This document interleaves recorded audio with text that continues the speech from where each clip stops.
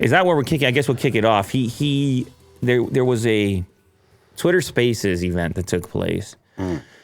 Number of journalists in there, and Elon is on there. And he says, "Listen to me.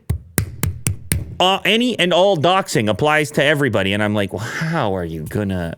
This is a very difficult thing to govern, and enforce." Any and all doxing. And obviously there were people who were reposting links to more tracking on different sites. And he's saying, but like, it's my son. They followed around my son. And so he was suspending accounts left, right, and center. Not just Elon Jet, not just Sweeney's account, but also like Keith Olbermann and other journalist, reporter types who were posting maybe not direct coordinates, but links to coordinates, links to stories that would describe how to get coordinates. Like all the other stuff is still live. Sweeney's Elon Jet Instagram account is still there. Facebook is still there. The website's still there. The Discord is still there. Active? Yeah, are you kidding me? More active than usual. I mean, I would imagine more active. It's the hottest thing in the world right now, and Elon keeps trying to squash it, and it keeps growing. And then, so he does a poll. And the first poll says, hey, should I bring back the people who doxed? And the options, there were 4 options. It was like, bring them back in 7 days, bring them back now, tomorrow, or longer. And now ends up winning. So court of public opinion, even in your own follower base, court of public opinion. He responds with saying, sorry, too many options. Going to redo the poll. Why are you laughing? It's kind of true. There are way too many options. Like, what's the difference between now and tomorrow? So you think he was thinking if he didn't have tomorrow, maybe it would... Like those a votes day's would go, suspension. well, what direction would those votes go in? See, the problem is... Well, anyway, this is neither here nor there. I think anytime you do a poll and then you say, I don't like my poll, it might mean you didn't like the results. Sure. I don't like my poll. I'm sure I've done it before. I don't like this poll. But it doesn't really matter because he redoes the poll with 2 options, and actually it becomes even more resoundingly now. Yeah. I was just going to say, where do the tomorrow votes go? And I'm pretty sure they would. Exactly. That's what I was thinking. Anyway, regardless, the vote ends up the same way. Now ends up winning.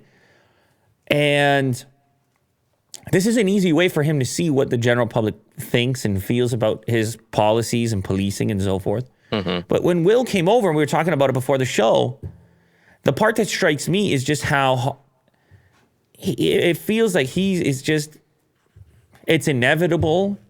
I use the example of a substitute teacher. When a substitute teacher comes into class and everybody is giving the wrong name. Everybody's screwing around, and everybody is not listening. They're like, who the hell are you? No authority. Who the hell are you? Yeah. It feels like Twitter's the classroom, and Elon's the substitute teacher. He's like, there's going to be rules in here today. Yeah. And he's trying to be the cool substitute teacher. At the same time, he's like, he posts a funny meme, but then he's like, there'll be absolutely none of this. Will not be tolerated. And what happens in the class when the substitute teacher says that? The kids do even more of it. They sneak around and they do even more of it. Yeah. And they go,